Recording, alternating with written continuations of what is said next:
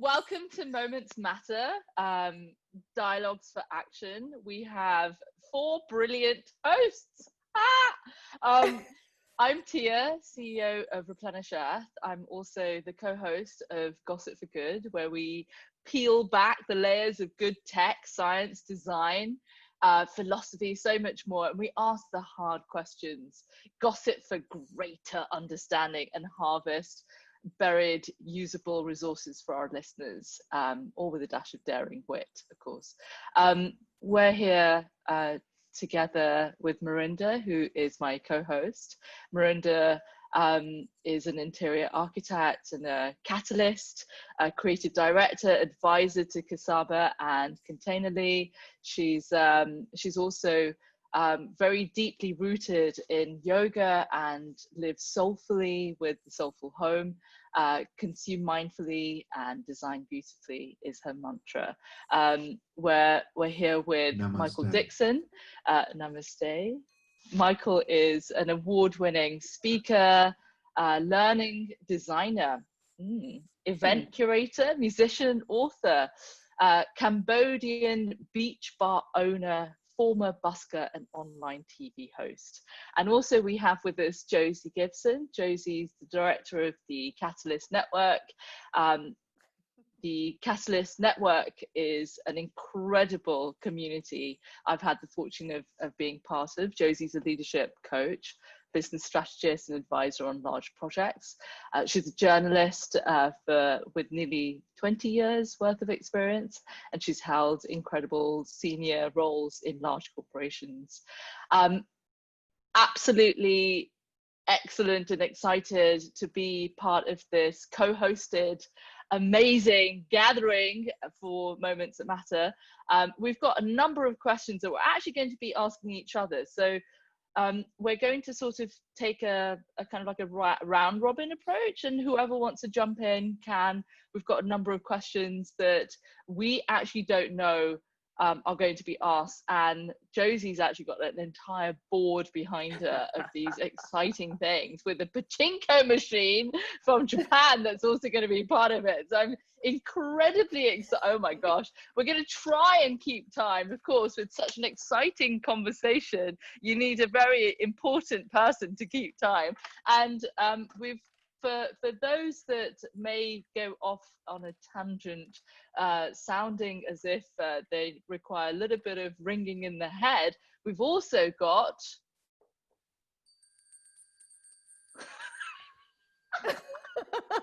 bring us back to center and allow us to continue forth. So without further ado, we have a theme song, Tia. Do we have a theme song? Oh my God, that's such a good idea. We need a theme song.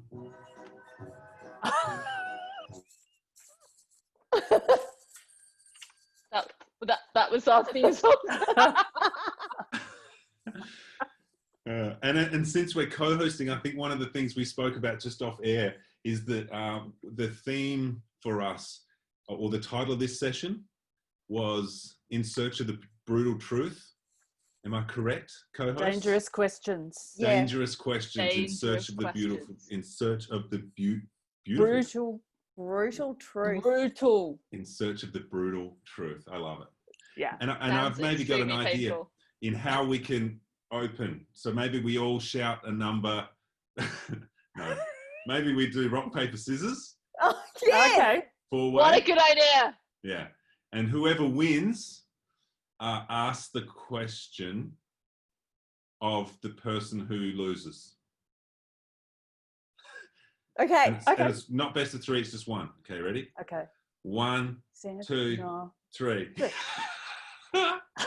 Oh, hilarious! Tell me there wasn't a delay there. No one's going to do paper. Okay, and again, ready? 1, 2, 3.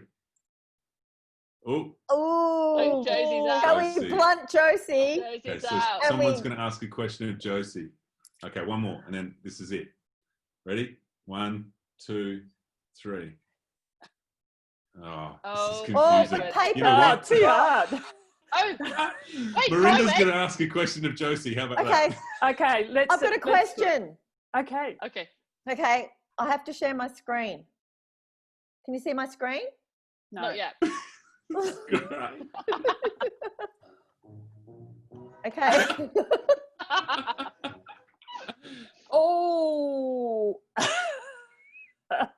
Whoa. Do you use a clothes dryer? Wow. You are that's really a scary. really important question. All I can say is I live in Melbourne. Yep. Southern Hemisphere, in the middle of winter with wet sheets. Yes, I do. Huh. Right. In those instances. What do you make of that? What do you make of that, Merinda? That's fantastic. Do you not have a north-facing back rear to that your house, Josie? I do, Merinda, in fact. Yeah. Do you have a Guilty clothes as charged. That's fantastic. I do. You do. I am guilty. I am guilty. Are you guilty? I am. Do you think that if all of us didn't use our clothes dryers, that we would substantially... I can't stop sharing my screen. How do I stop sharing that? Okay. Yeah. That was unnerving me because I would have said anything confronted with that picture. That was the point. So my point is, though, what are the practices and things that we do at home that are adding to our carbon footprint, that are behaviorally subconscious? And are we noticing it more that we're at home more? Is it being exacerbated when you're at home more sort of during COVID, and how are you going to change it post-COVID? Good questions. In my case, I do think about it. In summer, most months, I do exactly what you say. And I take things out, put them on the clothes horse so the birds can poo on them as they fly over. And it's fine. And then you have to wash them again. Yeah. So maybe to add to that question, where does guilt and shame sit in a question of environmental responsibility, or the future of humanity and community?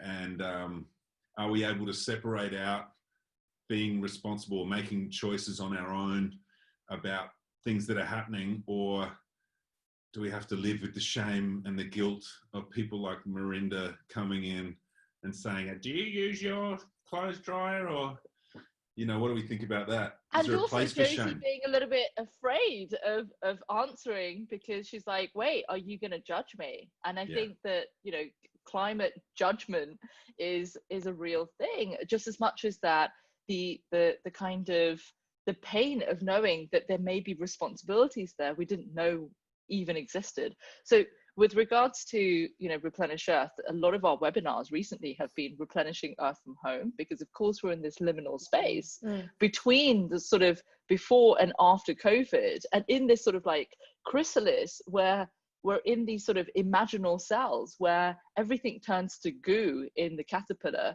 and then turns into the butterfly. But before it does that, it has this moment inside this rather difficult struggle that it has to, really push itself out of.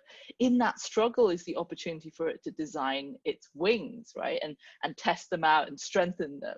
So I think that we're in this space that allows us at home to reconfigure ourselves. But what's the reconfiguration programming, imaginal cell DNA doing for us? Because if, one could turn around and say, well, this is a Mother Nature issue. Others could say, well, someone's planted it. Either way, it's spread and we're all being exposed to it, right? But that's what's so interesting about that whole concept of dissolving to reimagine. It's sort of like we've got an opportunity to dissolve, our own patterns, our own habits, the way that we perceive things, like completely dissolve it so that we can reimagine it within this not even post-COVID, just within the container of our home, within the container of our bodies. How does it feel to reemerge? What does it look like from an internal perspective rather than an external perspective? Because unless we're dealing with it internally, it's not going to manifest externally. can we dissolve when we're being watched and judged? Because an important part of a rite of passage practice, where you might go through a liminal space and a transformation, is that you're separate from your tribe and you're in a safe space, in a cocoon, or you're in the depths of the forest. So can we learn and evolve out loud and make mistakes with using our clothes dryer, or with everything going on with Black Lives Matter movement and, you know, the culturally sensitive racial stuff? Can we dissolve? Is it easier to dissolve when people are watching, or do you have to be away from everyone? And is that even possible? The climate is turning, and it's going. The doomsday clock. The doomsday clock has started. Look at those eyes. Yeah, I'm just going to jump in and finish that one off quickly, because I think what I heard there was back to the context of people making decisions in an environment of judgment, and where the judgment might relate to pace, it might relate to scale, it might relate to interconnections. And from an individual trying to change, it all gets a bit hard, because all of those things start to kick in. And that's why moralizing about anything, the moral tone, doesn't work in helping people to actually change their behavior, because people go as fast as they go. Yeah.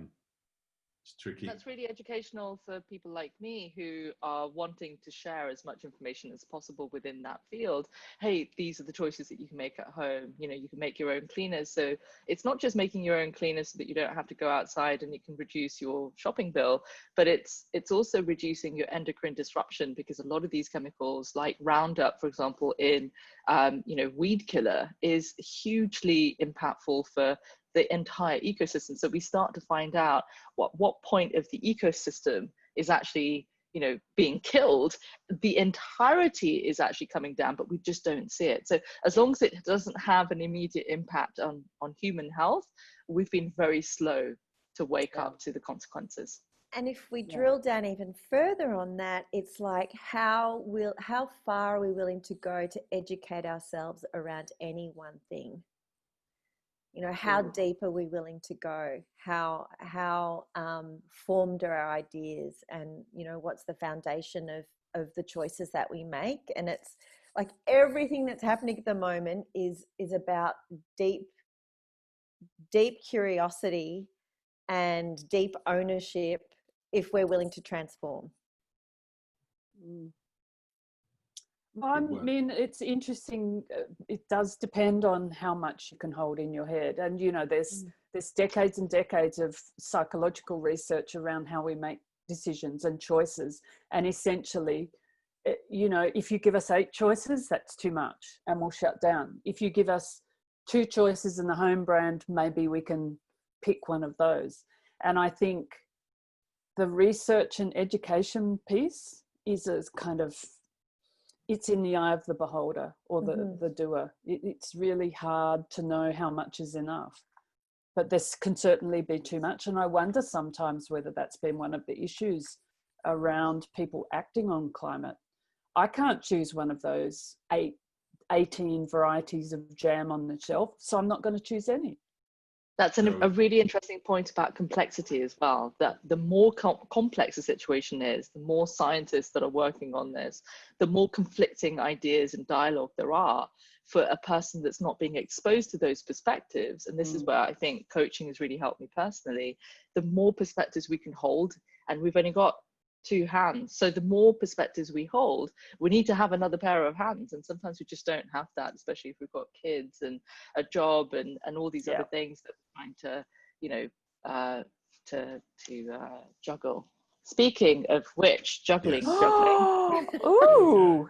Don't get excited. I don't know how to juggle, but I do have balls. I admire your balls. That's all I can say. Each ball has got a question attached to it. Blue. Ooh. So I wondered if Mike,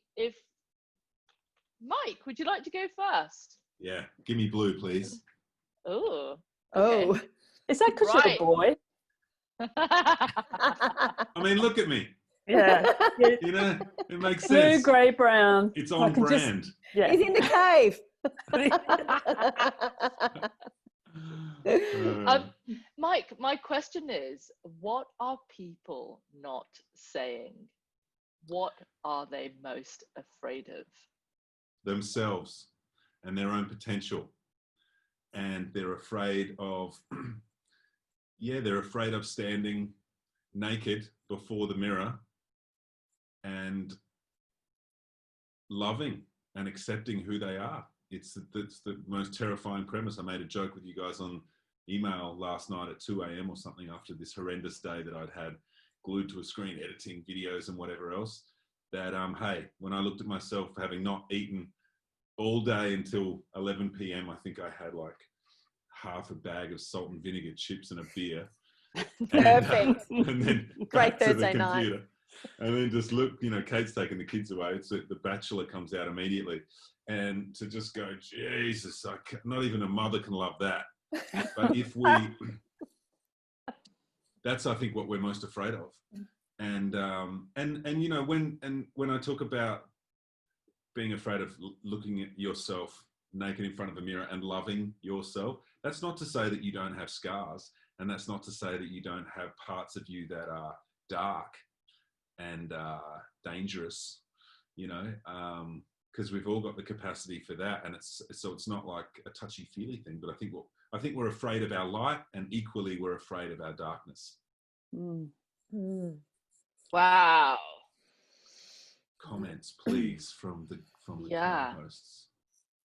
Yeah. Can I bounce back the question at you, Tia? Yeah, totally. What are you most afraid of about you? Totally. And firstly, I mean, in terms of what you just said about the light and the dark, I think that insecurities for the light and insecurities for the dark. So to both sort of like reflect on the question and answer it myself, I think those are the sore points. I don't know what my light is, and I don't know what my darkest sides are. The shadow that's been following me around, I'm sure, is something that I'm most afraid of looking at. Can I jump in with our please, truth? Please. I want to challenge you there that you do know the darkest parts of you, and you do know the lightest parts of you. I think it's very convenient to say, oh, I'm just not sure of what my darkness. I'm not sure I've ever come close to it. Bullshit. You live with it every single day, Yeah, no, I think there's definitely some parts of that I could say I carry that around with me because I know what it is. But there are certain parts of it, like more recently, I was in a 15-day meditation in Hawaii, and like the 12th day in, the craziest experience happened. We're all sitting out, there's 60 of us sitting outside, and as we're meditating, I've got my eyes closed. We're 1 hour into like an entire day of meditating basically, and I just feel and sense this thing, like a being jumping and crawling out of me, and then making it like darting, because we're in Hawaii, darting for the ocean. And I'm like, I open my eyes out of meditation. I'm like looking at this whole room like filled with meditators. It's all outdoors anyway, and I'm like, can anyone else see that? And close my eyes, and I'm like, it's still darting towards the ocean. I'm like, then I started to do this process that I learned of going back, a kind of soul retrieval type process of going all the way back to where that was from, and an inquiry. And I found out that when I was 2 years old in my parents' like bedroom, sleeping really young, there were moments where I was scared, and those moments were where that the feeling of the dread had come from. So yes, we do know, and yes, we don't know. Yes, we do know when they're conscious things, like we may say something and somebody tells us that, no, Tia, that's not very nice, or I appreciate that you're saying this to me, but is that your baggage? And yes, that's when I become really conscious of things. But there are moments where I'm unconscious about something, where I may react and I didn't know. So just some thoughts on that. It's interesting that you use the term dread, and I agree with you both in what you've said about it's our potential, our success. But associated with that is the judgment word again, how we judge ourselves, how we think others judge us. And, will I amount to anything? With this potential, the war between us of I should be doing, the should word. I can't do this. The battle between light and darkness. And then what does it matter anyway? Who am I to ... Because look at all these wonderful people pushing it out to the external world. So it really is the battle between the light and dark at multiple levels.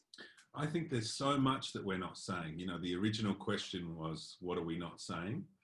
And we're so afraid with the judgment and with a lack of clarity or whatever else, but we're so terrified of sharing what's really there for us.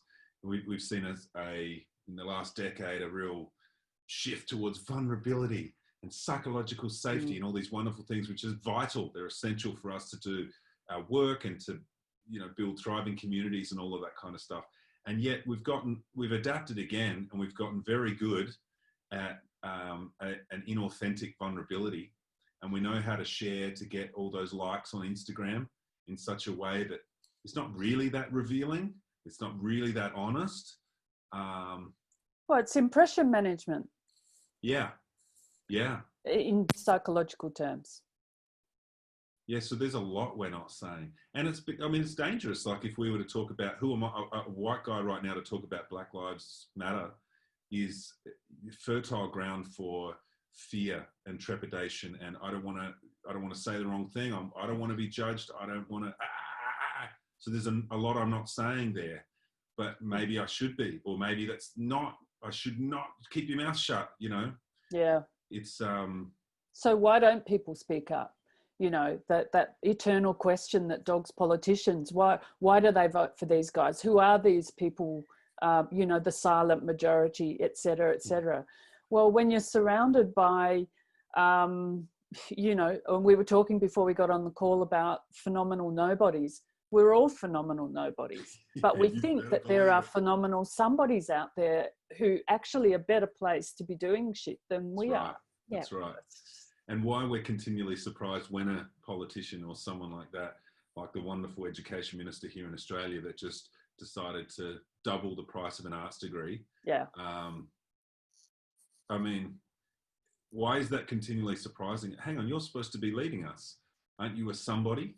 Aren't you a phenomenal? Because wouldn't you be in that position of power otherwise? You should be a phenomenal somebody if you're there, but they're not. Yeah. And often I think too, what was that? The question. It was another. Please finish what you were saying. What I was going to say was, one of the reasons I feel we don't. What aren't we saying? We don't say anything that's going to separate us out from the tribe. That's going to make us feel like we don't belong. That's, some people strive for that individuality, but then there's the N word associated with that. It's like, you don't want to be a poser, or in Australia, the tall poppy. So it's like we kind of moderate what we say so that we don't put ourselves on the outer on a number of different circles that we might be a part of, or a number of different subcultures or so it becomes more about positioning than grounding. That's right. And what grounds us, our values, nobody else's values. But if you're so worried about positioning in the terms of these shifting sands of context, you're lost. Yep. Because you're too worried about positioning yourself than actually holding any kind of grounding or a stake in the ground, or even a beacon that you put into the sand that other people will be attracted to because they know that you're there. May I? Oui. Is that another question? Merci. Yeah. So it's going to be another question. Should we flip it around so that everyone, because you've done your bit, we still got to get to Josie's wall, which is exciting. Yeah, go for it. Yes, but you know what? Yes. Tia, I'm going to throw it back on you then. Ooh. Oh my gosh. You can choose Choose one of these guitars, because there's 3 different questions in 3 of these guitars. Oh, There's 4 guitars there. I know. So not the electric one. Oh, I want to go for the middle one because I'm a middle child. You got me on a technicality. Okay. We'll find your chord. I think Ooh. you might be that. Oh. Okay. So it hasn't been tuned. that was a great guitar until he broke it.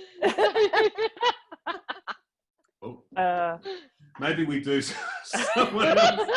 I get I've already got long fingernails, Mike. We'll just play a bit of pachinko to pass the time. Yeah, maybe we do. Okay.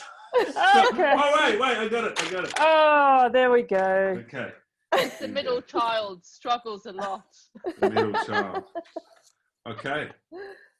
What will you regret most, Tia, in 10 years if you don't stop, start, or change in the next 6 months?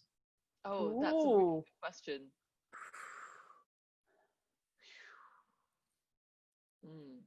I've been protocol.earth is the short answer. The slightly longer answer is I've been dreaming up these ideas, and I feel that I'm so busy doing, right? Like, oh, I get another invitation to do another webinar, and oh, here's a chapter in a book that we should write. And I think all of those are really interesting and exciting. And given the circumstances of COVID, I'm sheltering my sister and the 2 kids. So my calendar is looking really crazy, but time zips by. We're in June. This started in March for us. And so where do I fit in the moment? So I think that's going to be the one thing I regret the most if I don't get it done. Sitting down, writing, and at least working an hour towards protocol.earth. Oh, that's the book you're doing? Yes. Aha. Yeah. Amazing. Yeah. I mean, it could be a book. It could be absolutely creative. I'm just about to release my... Totally. I'm kidding. I've been making gags all day about that. Everyday creative, just so you know. but that's exactly it. It's an everyday creative process, right? Yeah.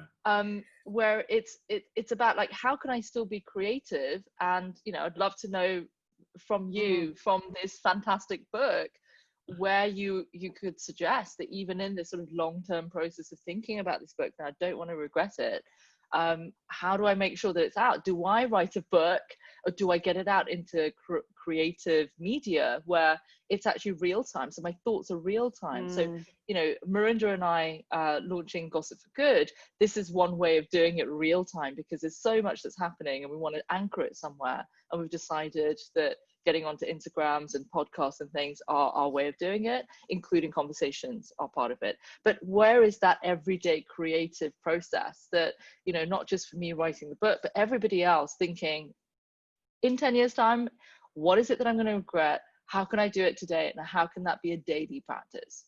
So Mike. Oh, me? Yeah. Well, even like just thinking about how it's a choice. It's an ongoing choice. It's just every single day. You've just got to make that choice. The same, there's always going to be urgencies and stuff like that.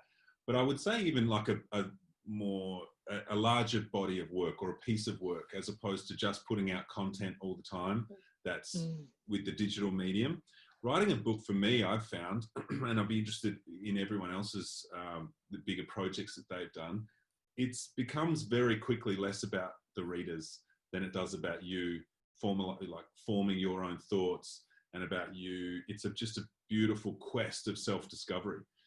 And that only comes, I find, with bigger, larger scale projects. And I think there's probably even a parallel here to thinking about the future of humanity and how could we rally together on a bigger project that would take more than 3 weeks or 3 months, that would require more of us than just getting a blog post or a podcast episode out, which is awesome, and we love that. But there is something bigger that has to take place in you, a bigger shift when you have to build that bigger piece of work. And I think it's an important thing to do. That doesn't give you the answer on how.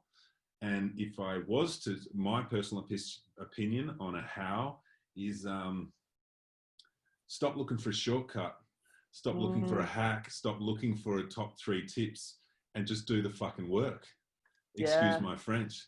Because like, you know, there are, again, 10 hours editing a video yesterday, and someone say, oh, why don't you just outsource that? Because it won't be as good. And because the skills I'm learning, not just in making a film, but also in the discipline and the conviction that I can have over my own work because I've got blood, sweat and tears into it, is I don't think that there's anything comparable to doing the work. When no one's watching, when you're not getting paid, when there's no time in the calendar, it's like you fight for it and you invest in it, and the returns come years later. That's my... I'd be interested in Merinda and Josie. Can I just jump in quickly, because when Tia was describing her state of mind, it made me think, you know, is there confusion between living a creative life, as in living creatively as an act of living, and doing creative work? And I think what you're both kind of talking about is where it is part of your DNA in everything that you do, and how you weave that in the, you know, the dance that is life, rather than saying, oh, this is the creative beat, this task I'm going to do today. So it's that state of mind versus a task list to me. Fascinating.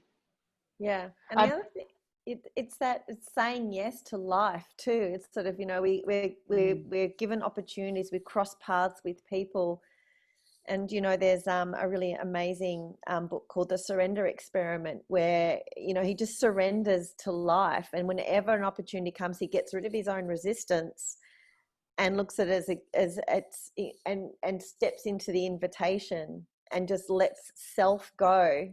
And then also part of that is, well, who am I now, and who's my future self? And is my future self talking to me and guiding me? You know, who is that embodiment of all of my work, and what does that look like? And then almost reverse engineering the story so it becomes more motivated, more what's the word? Intentional. I fucking hate that word. But anyway. Oh my God, so intentional. I think we've all broken that rule. Yeah. But it's that I love the idea, and I've done the exercise myself, where I see myself as a woman with grey hair in white, and I always wear black, just going, yeah, rocking it. And it's like, fuck yeah, what can I do now to get there? Yeah, sorry. Actually, I've got a swear jar here, and I'm just popping in the money for you. Is it full? For everybody. Yeah, it's coming along nicely, thank you.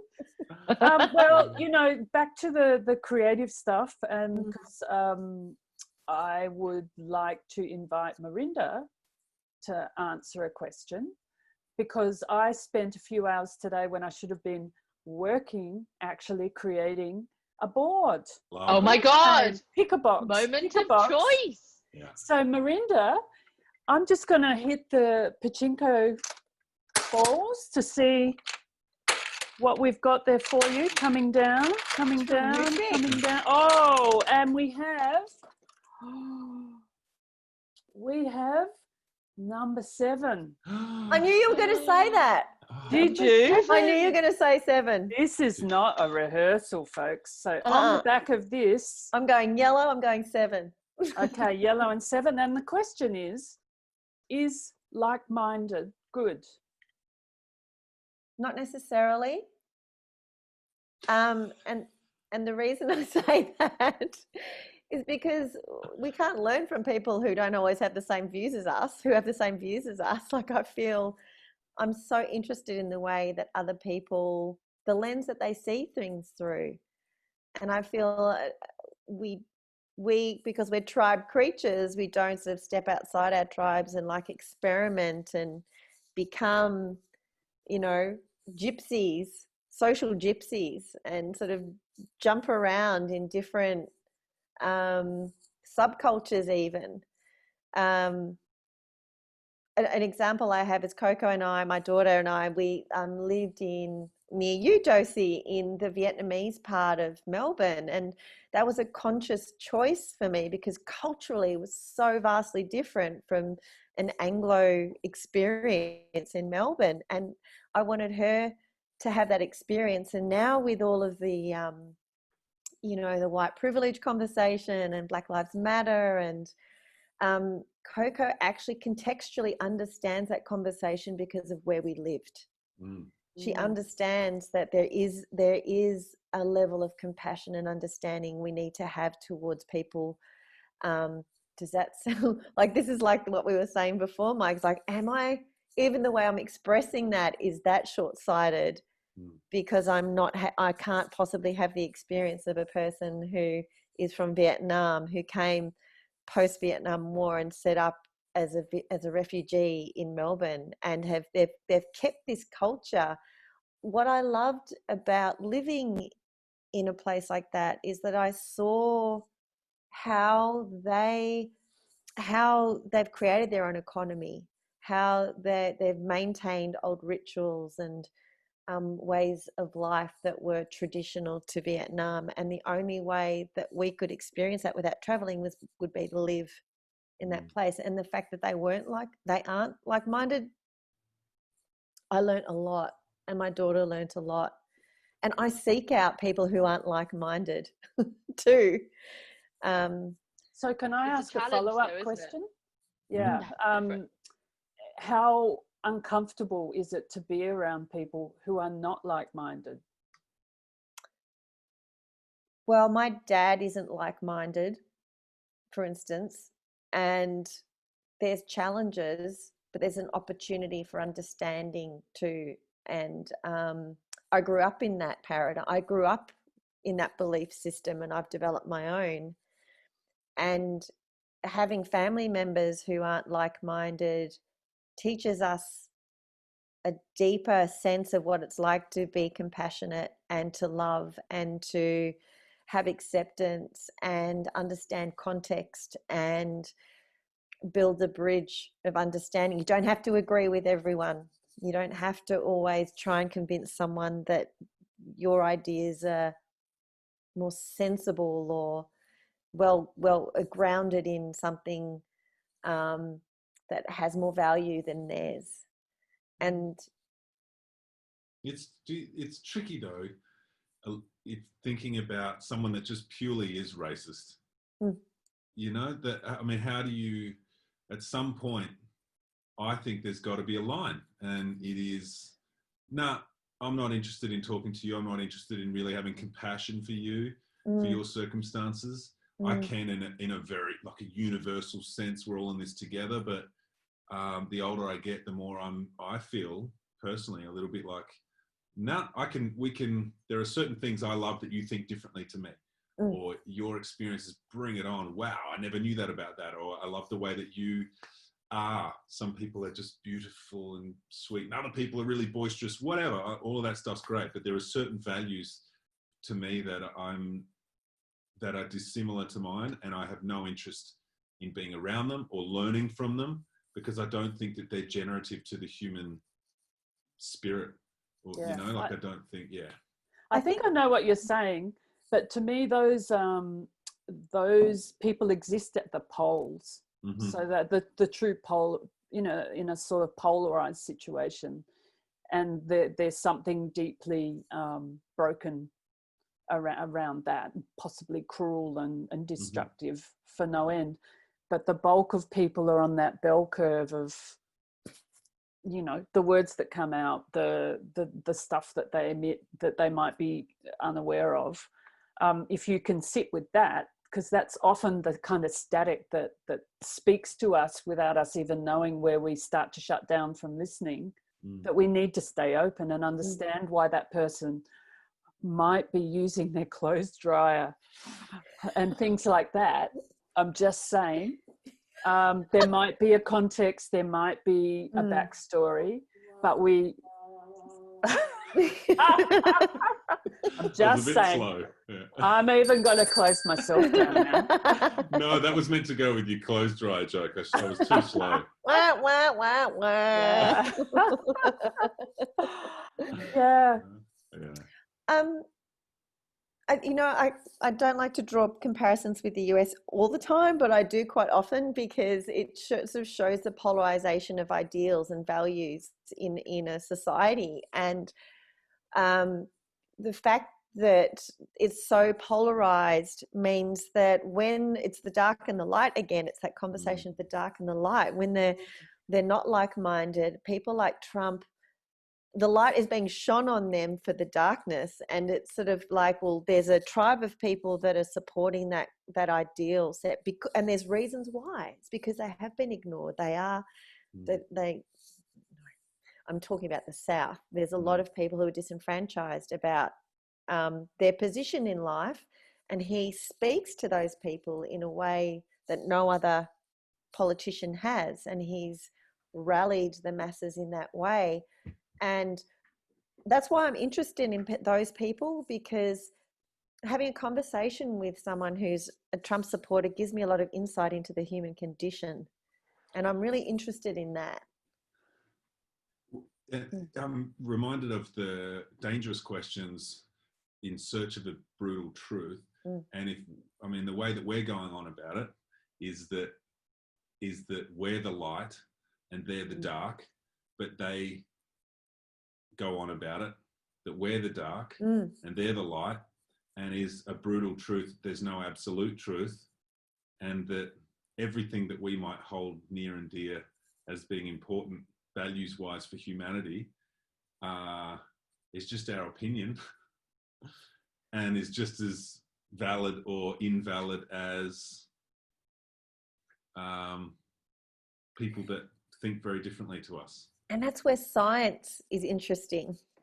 So, what are the facts? And who determines what the facts are, and who's really the authority when it comes to climate change and what do we choose to believe? Yeah, it's what you choose to believe. That's what Sapiens, that book was about. Our constructed myths that we collectively agree to pursue. It almost sounds like it could be time for a black swan question. Oh, yes. Ooh. Are you ready? Do you want to set us up for the context for the people at home, Josie? How did this question come about? Okay, well, look, I was set the task of finding someone who is well versed in asking extremely dangerous questions. So I figuratively knocked on the door of Peter van der Weyer in Belgium, who some listeners may remember set up in a tribe, would run Cybos every year, is a tech industry philosopher, a pioneer in different ways of working, and a painter and an exquisite writer, an all-round Renaissance man, which is quite fitting. So he delivered that. I asked him if he would craft the most dangerous question of all for us, capitalized letters, and deliver it to my husband without me seeing, who put it in an envelope, and here's the envelope. So I haven't seen it. I have no idea what it is. Drum roll. Hang on. Drum roll. I reckon it's more like this.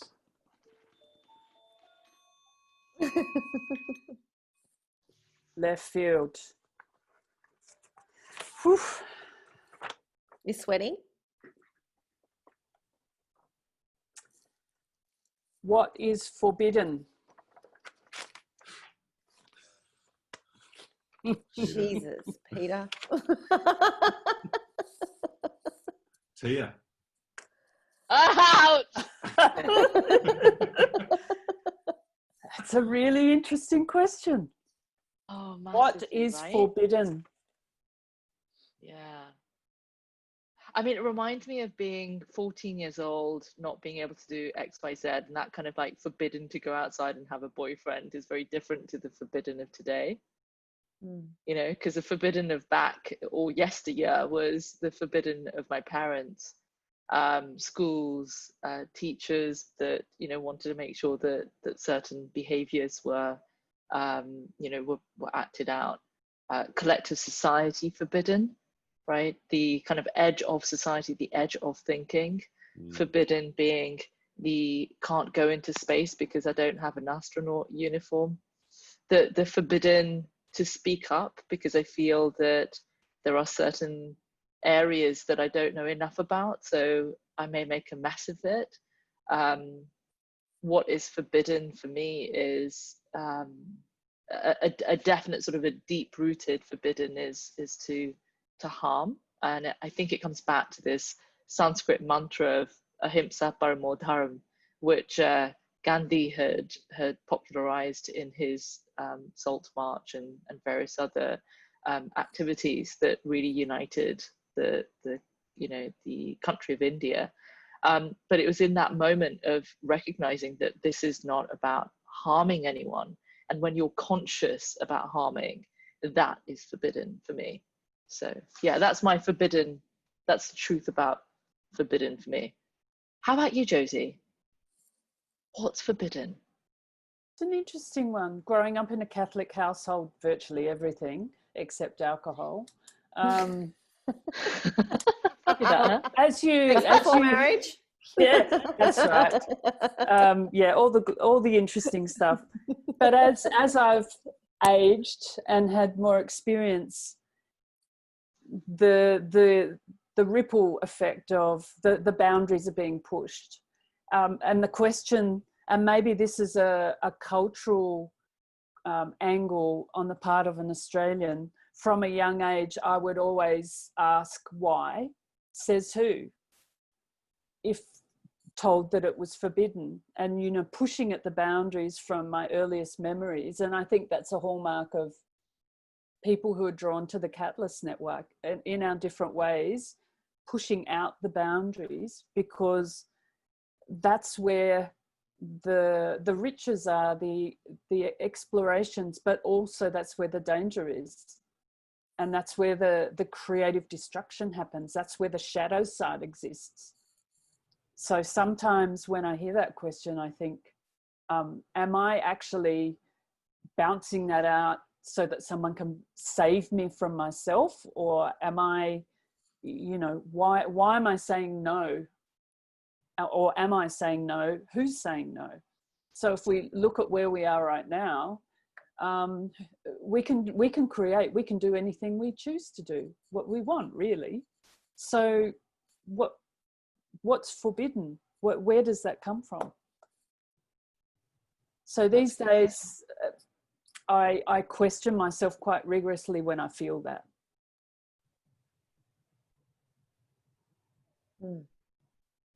Over and out.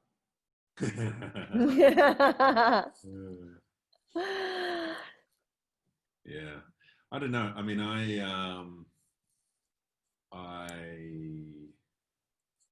it's really good. It's a really good question. Like I think of,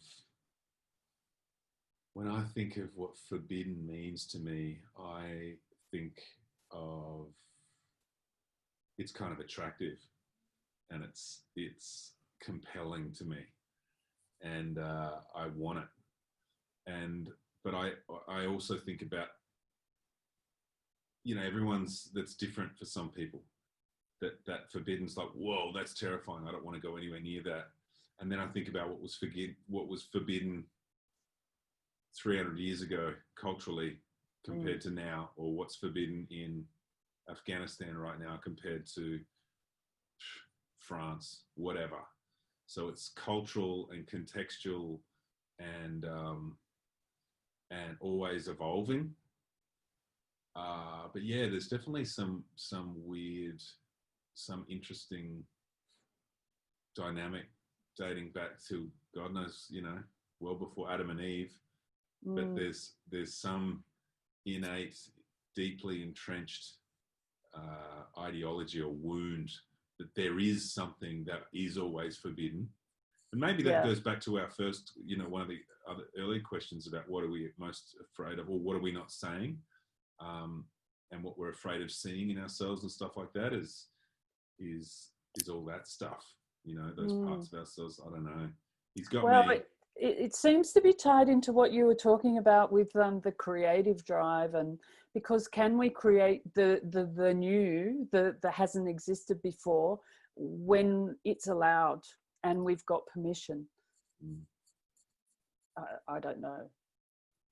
I'm really, to build on this topic and just go total tangent, I'm quite terrified about what happened in Australia today with releasing the education reforms, or higher education reforms. So in Australia, for those out there in internet land, the government has decided that they're going to, you know, subsidise a lot of learning for the particular subjects and careers that they believe is the future of the country, like a carrot and a stick kind of thing, where go study them. Whereas arts and humanities have just doubled in 113% increase in that. And when you think about everything that we're doing right now, critical thinking and sitting in the tension of meaningful questions, dangerous questions, learning about history, learning about culture and art and dance and life, politics, whatever, to think that that is now it's expression, you know, the elusive, expensive option, and that the government, the people leading a country, believe that that's, there's no future in that. Why would we want that? That to me is, again, the polarity of this time that we're living in, where we've had a pandemic, and then we've seen seals in the Yarra, we've seen dolphins in Venice and all this wonderful stuff. And yet now it's just wanting to fire back up, and emissions will, you know, the same is true of, like, we have some astounding writers and performers and artists and thinkers. And yet we have the establishment at the other end of the spectrum that is just doing everything they can to suffocate it and suppress it and dilute it and diminish it. And I don't know, scary. So time. Definitely a question about, yeah, go ahead, Josie. How do we encourage the phenomenal nobodies in that vast centre to actually act and create and voice what they feel? It's guerrilla. They can become guerrillas, guerrilla creativity. Sort of like, I'll show you. But it's like, it's you know, they're imposing their own financial model over a creative realm. Like, it's dollars and cents ultimately. You know, they want more people within the taxation system so they can get more tax. And I would say their perception is that people in the arts aren't going to be the ones who are going to be earning the big dollars and cents, you know, versus. Well, and the worry for me is that it's the ecosystem, like what you're so, you know, about, Tia, is it's not the arts and engineering and maths and science. There's just critical thinking. There's humans, and there's the way that we operate, and bringing that way of thinking and seeing and sensing the world is applicable to every industry, but it's applicable to every relationship and circumstance that we come across. And so it's putting these little things in boxes and grading them when we know, like, as you know better than anyone, you take one little thing in the ecosystem and you mess with it, and you're going to screw the whole thing. And it's funny because that's the rule of thermodynamics. The moment that you start to concentrate on one thing, you create even more chaos, right? And bringing back into, you know, the you know, some of the thoughts that we've all had here. We've spent all of our careers in educational practices that honor one organ, that is the brain, and little about any other organ. So if one organ has this much of a curricula that we would continue to study it for all this time, what about all the other organs in our bodies, and what are the curricula that are for, like, the liver, the heart, compassion, the lungs, the breath, the movement, the everything else? And I think what we're becoming is these, like, super heavy, you know, brains that have zero to little bodies. And it's funny because we create this idea of these aliens coming into planet Earth and taking us over, which is a fallacy, absolutely stupid. But this kind of like big brain and little body is effectively what we're turning into, because that's what we honor, this huge brain and nothing in between. So this, you know, this fallacy that something from outer space is going to come and look like that, please, come on, give me a break. So great. What's forbidden for you, Merinda? I'm a bit like Mike. You know, we talk about the mongrel. It's like you say that's forbidden. Well, I say I'm going over there.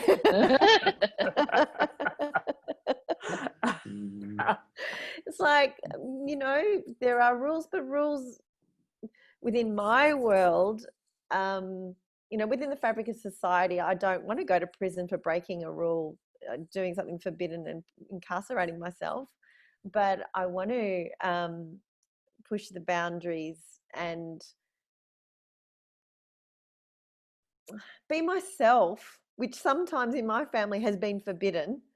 It's sort of like, I don't want to be compliant. I want to move beyond my comfort zone. I want to push myself. I want to be around people who think differently to me. I'm a nonconformist.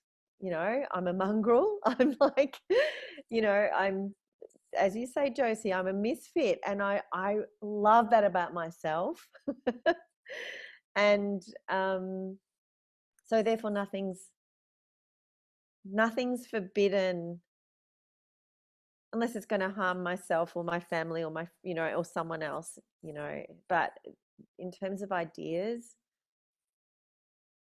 I'm thinking now, like in the realms of exploration of self-identity and, you know, sexually and all those sorts of things that is dangerous, you know, putting us, you know, if someone was to explore S&M and they were in an environment where they didn't know the other person, I would say, you know, that's the realm of the forbidden, but it's also the realm of temptation and seduction and magic and the forbidden fruit, precisely. So talking about our sensual bodies and the realm of exploration and that would be forbidden in if we're talking within the kind of like religious kind of framework, but it's part of being human. So yeah, I'm pretty much up for everything. I'm just thinking about this wacky Dutch guy in his studio lair writing, "What is forbidden?" Yeah.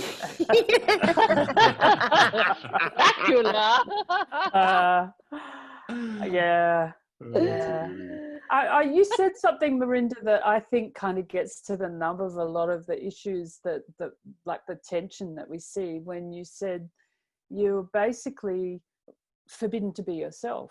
And that's a kind of subliminal message that we give to kids from a certain age, that actually you're not measuring up, or you've got to work on these things because you didn't arrive perfectly formed and capable, you know, able of navigating this world with minimal assistance.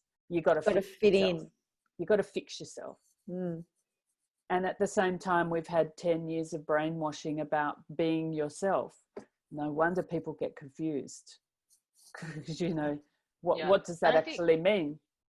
Yeah, that sort of, you know, been formulating this idea in my head that up until this point where you turn 18, then all of a sudden you sort of like, it's out into the big bad world, and there is no consequence to who you become or what you do, or the harm that you could do to yourself, to society, to your family, to the population, because it doesn't really matter, because no one's measuring, because no one's looking at you, and you could do whatever you wanted. So there's this sort of like come to the edge and then just drop off, because that's effectively the kind of responsibility that has not been taken on. So there's this, you know, in blockchain we talk about, it comes to the end of the chain, then there's that last mile that may be off the chain, because it's all the way up to the point where somebody has to take a bicycle and take this one product to the next, you know, delivery point.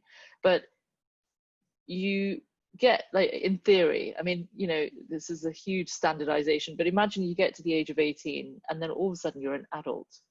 What the hell does an adult mean? Being an adult what a funny concept. Is it a certification that I'm going to get? Is it something that I'm going to get a badge for? And now all of a sudden I have like these new rights, which I do at the age of 18. I'm responsible for something, but nobody has prepared me for those responsibilities. Unlike a communal road where I get a license and I'm now driving, so I'm not a hazard to anybody else. I've got, you know, insurance, tax, whatever else that is needed in the car. But without it, I'm nowhere, you know, near a car. I'm not allowed to go into a car. It's a huge offense. There's like cameras everywhere to make sure that I don't do that. But where are the cameras when it comes to bad decision making that can have an impact on society otherwise?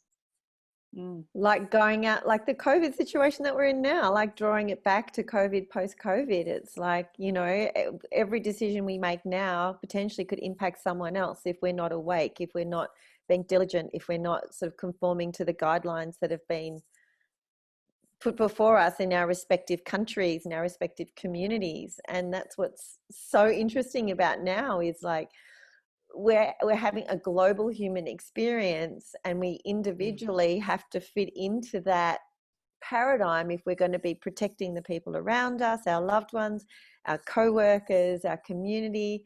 So it's so like, that's sort of an interesting point that you were making, Tia. It's like, you know, being the 18-year-old or being the person in COVID, we're sort of going into the unknown without the playbook, if you like. So but just to, you mentioned conscious decisions there, and I think that really comes back to the big theme of this whole thing, which is how to encourage people to feel like they have a voice and they have agency around the kind of world that we're creating. And I think, you know, back to the clothes dryer, we can do little things and we can do big things, but if the big things seem too big, we can do little things. And I think if we kind of help dispel some of the moral tone and sense of judgment around action, more people will do stuff, and they'll do it for a range of reasons. And the cumulative, the amplified effects of all these considered conscious decisions that people make will get us heading in the right direction. But if we sit down and try and plan global domination, it ain't gonna work. You know, we've got a few thousand years of history to show us how we mess that up. Yeah. Do we, I'm thinking conscious of time, but do we pick one more question for the audience from your lovely wall? Ooh, that's a good one to leave with the audience. Yeah. So what number would you like? I reckon Tia picks a number and then Merinda picks a number. Okay. And we add them or subtract them from one got another. you. Oh, you are just the game show guy. All right. Okay. You run the process and I'll be the barrel girl. So you two, on my count of three, I'll say 1, 2, 3. Then you're both going to say a number between 1 and 5 at the same time. You ready? Okay. 1, 2, 3, 4, 2, 6. Josie, pink 6. Pink 6. You know what is funny? I was going to say pink 6. So Merinda was going to say I bet you were. I love it. I love it. The colours are on. So, so something to leave our audience with. What's the difference between knowledge and wisdom, and so what? Just to... I think they'll all be asking themselves that about the last 60 minutes. We definitely constitute the so what bit, I think. Yeah. The so what. It's a blast. yes. Absolutely fantastic. And the theme music comes on. Woo! Take us away, Tia. Bum, bum, bum, bum, bum. Bum, bum, bum, bum, bum.